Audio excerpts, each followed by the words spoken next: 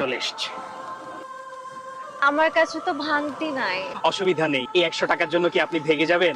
এদিক দিয়ে যাওয়ার সময় পরে আমি নিয়ে নিব। আসি। এ না,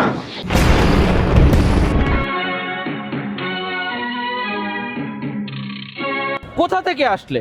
ইউনিভার্সিটি থেকে। ইউনিভার্সিটি থেকে এসেছো নাকি সিএনজি ড্রাইভারের সাথে ডেট করে এসেছো? আর এভাবে করেই তোমরা গুলশান বরানির ড্যাডিদের বুক খালি করো। আমার সাথে আসো।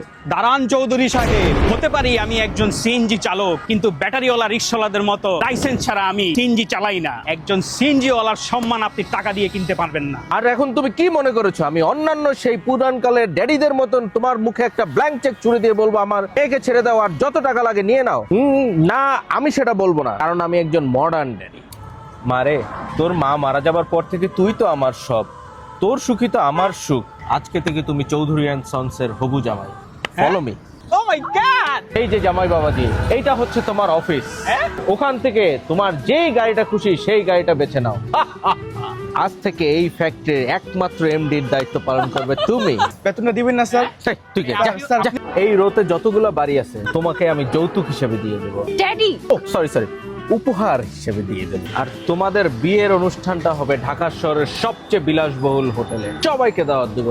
এবার চলো তোমাদের ঘর সাজানোর জিনিসপত্র কিনে দিই। যে গরম পড়ছে, আগে চলো এসি কিনে। Let's go. চলেন বাবা, স্টেডিয়াম মার্কেটের দিকে যাই, ওখানে সেই চাইনিজ ব্র্যান্ডের কম দামে এসি পাওয়া যায়। শশী, আমার মেয়ে নিম্নমানের প্রোডাক্ট ব্যবহার করবে আর সেটা নিয়ে আমার আত্মীয় স্বজনরা হাসাহাসি করবে, সেটা আমি মেনে নেব না। Come on, follow me. Okay daddy, okay. ও আল্লাহ, আমাকে আগে সিএনজি ড্রাইভার বানাইলো না কেন? I have a boyfriend. I have a boyfriend, কত সুন্দর ইংলিশ বলে। বাহ বাহ বাহ। আর আমার বেতনটা স্যার? হবু জামাইয়ের কাছে আমার মান সম্মান খাবে নাকি? কিন্তু ড্যাড, এত জায়গা থাকতে এমকে ইলেকট্রনিক্সে কেন? তোমরা এখন বাংলাদেশের সবচেয়ে বড় ইলেকট্রনিক শোরুমের মধ্যে দাঁড়ায় আছো। এটা শোরুম নাকি স্টেডিয়াম? কোনটা ছেড়ে কোনটা কিনবো?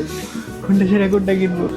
কোনটা ছেড়ে কোনটা কিনবো? এই যে ভাই, এই যে ভাই।